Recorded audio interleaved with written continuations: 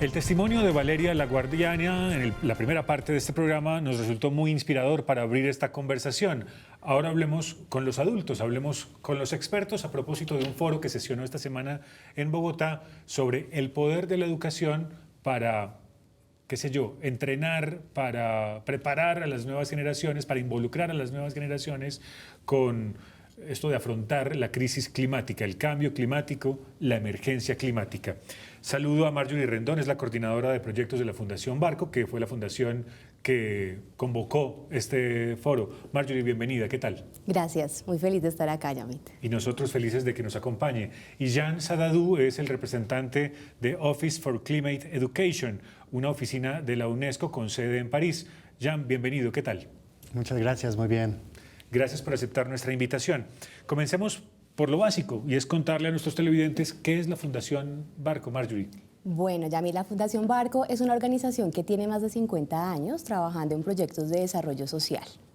Y en los últimos 3 años estamos desarrollando un foro educativo poniendo sobre la mesa temas que son importantes para el país, para los estudiantes, para los docentes y sobre todo para la ruralidad del país, poniendo temas de discusión importantes. Entonces, Jan, y ahora hablemos de su oficina, que es esa oficina, pues pareciera obvio, se dedica a los temas de educación ambiental en la UNESCO, pero hablemos un poco de sus tareas y de sus antecedentes. Claro, mira, nuestra oficina, más allá de la educación ambiental, nos concentramos específicamente en la educación a cambio climático, que es todavía más preciso que el medio ambiente, y nuestra misión verdaderamente es hacer el puente entre el mundo científico y el mundo pedagógico para llevar una educación de calidad de cambio climático a los países alrededor del mundo, y sobre todo nos enfocamos en un público que es esencial para esta tarea, que son los docentes, ¿no? ¿Por qué la Fundación Barco decide que este año la reflexión debe ser sobre estos dos asuntos, Marjorie?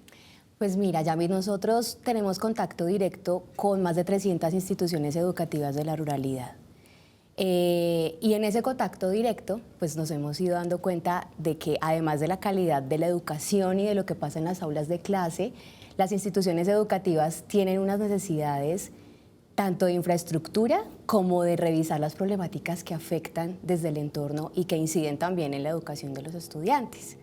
El año pasado hicimos un foro sobre infraestructura escolar y allí nos dimos cuenta de que aproximadamente el 10% de los desastres que se reportaron en la unidad de desastres del país tienen que ver con daños en la infraestructura educativa. Eso quiere decir que nuestros estudiantes están quedando muchos días sin poder asistir a sus clases y que, por supuesto, pues tiene que ver con un riesgo también para sus vidas, ¿no? Entonces, eso nos hizo comenzar a pensar, bueno, ¿qué es lo que está pasando acá? Además de las necesidades en infraestructura, pues también hay un fenómeno, que es este fenómeno del cambio climático. ¿Qué tanto sabemos de eso? Porque además también los estudiantes y las familias nos contaban, hemos sentido que en los últimos años está lloviendo más, o tenemos más sequías, tenemos más inundaciones. Entonces yo creo que el contacto directo nos ha dado mucho que pensar.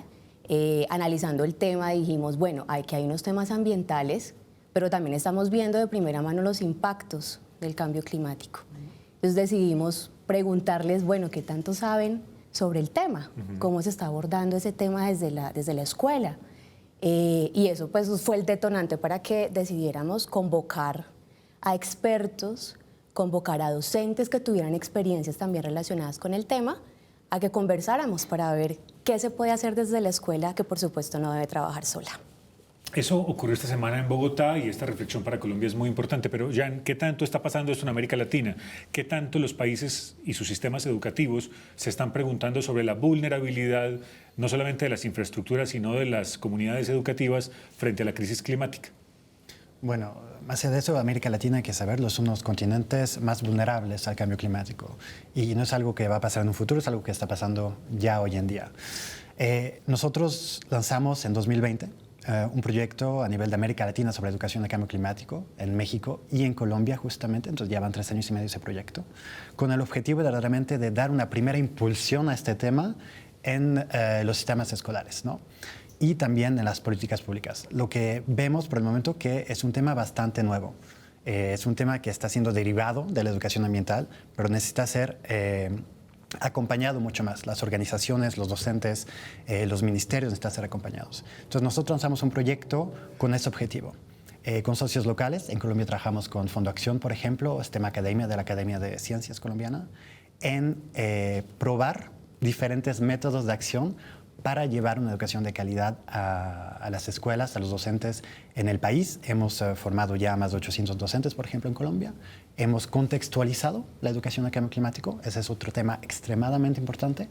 Uno no puede pretender enseñar cambio climático de la misma manera en Japón y en Colombia, por ejemplo. Es muy importante contextualizar este conocimiento y la manera de ponerse en acción. Entonces, nuestro proyecto tiene ese objetivo: contextualizar herramientas educativas gratuitas, abiertas, de calidad, basadas en la ciencia. Formar a docentes, formaciones largas, y eso hay que decirlo una y otra vez, el docente para formarse en un tema complejo como es el cambio climático necesita entre 40 y 50 horas de formación.